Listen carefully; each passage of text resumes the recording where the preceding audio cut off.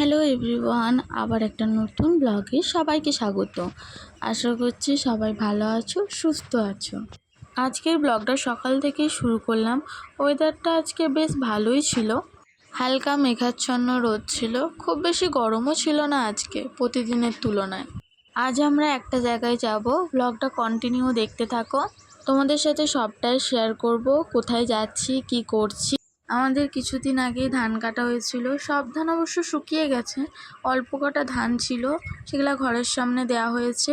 ধান জামা কাপড় সব তুলে চট করে রেডি হয়ে তোমাদের সাথে আবার দেখা হচ্ছে। তোমাদের সাথে কথা বলতে বলতে আমরা রেডি হয়ে বাড়ি থেকে বেরিয়েও পড়েছি। আমরা 3-4 জন যাচ্ছি বলে একটা টোটো ভাড়া করেছি। কিছুদিন আগেই তোমরা দেখেছো এই রাস্তা দিয়ে এসেছিলাম মন্দিরে পুজো দিতে। এখন আমরা হাই রোডের কাছাকাছি চলে আসছি, এবার রোডে উঠবো।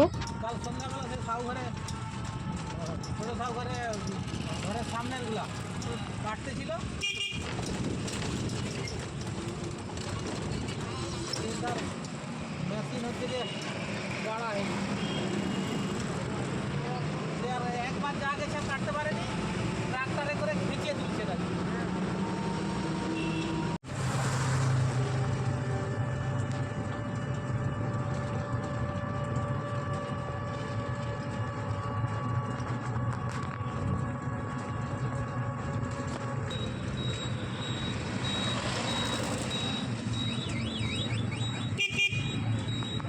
আমরা খুব কাছাকাছি চলে আসছি, আর একটু হলেই পৌঁছে যাব।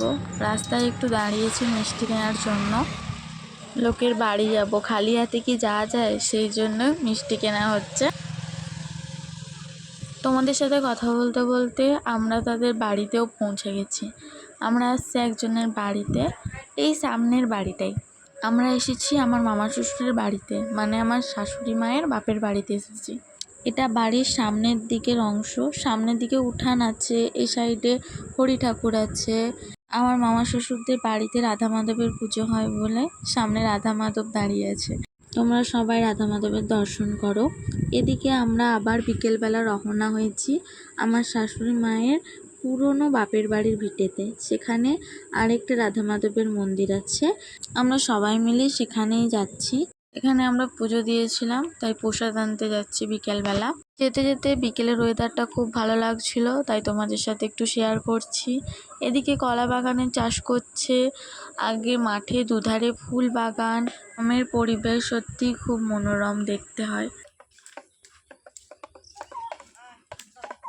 এইভাবে আমাদের দেশ পূজা হয়েছে না, আমি কি করছি বলো তো, দেশ পূজায় আমাকে বালতি দিচ্ছে, কম ভারীর জিনিসটা আমাকে আমি দিয়ে দিচ্ছি। একটা কাজ দিয়েছি, তার উপরে আলু ভেজা রাখছে, আলু ভেজা যাচ্ছি, দুটো করে খাচ্ছি, আবার যাচ্ছি দুটো করে খাচ্ছি, ওকে পুরো করে যাচ্ছি। আমি গোটা রাস্তায় দুটো করে খেয়ে খেয়ে যাচ্ছি। গিয়ে যখন এসে দেখে আলু ভেজা কোথায়, আলু ভেজা কোথায় বল,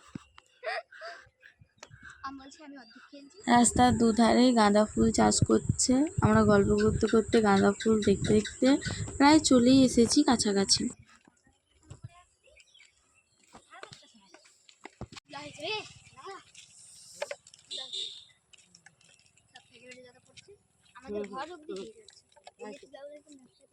বয়স হয়েছে কেটে দিচ্ছে গাছগুলো। হ্যাঁ,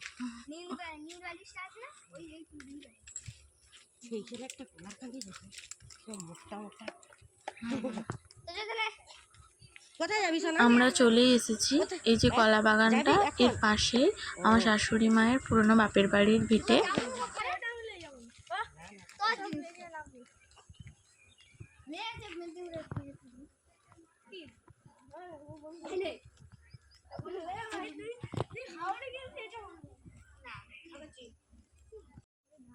এই পাশের এই ঘরটাই রাধা মাধবের মন্দির। তোমরা সবাই রাধা মাধবের দর্শন করো।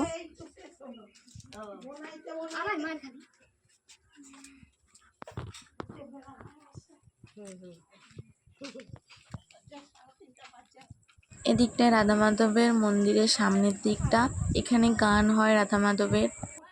বিকালে এখানটা হাওয়া দিচ্ছে বলে সবাই রাধা মাধবের মন্দিরের সামনে বসে পড়েছে। তোমরা রাধা মাধবকে দেখতে পেছো নাকি জানি না, তবে রাধা মাধবের এটা পুরোটা মন্দিরটা অনেক দিনের পুরনো মন্দির শুনেছি। তারপর আমরা প্রসাদ নিয়ে রাধা মাধবকে প্রণাম করে বাড়িও চলে আসছি। এটা বলেছিলাম বাড়ির সামনের দিকটা, এই যে পেছন দিকে আমার মামা শ্বশুরের বাড়ি। আশা করছি ব্লগটা তোমাদের ভালো লেগেছে। ভালো লাগলে একটা লাইক, কমেন্ট, শেয়ার করে আমার পাশে থাকবেন। দেখা হচ্ছে নতুন একটা ব্লগে।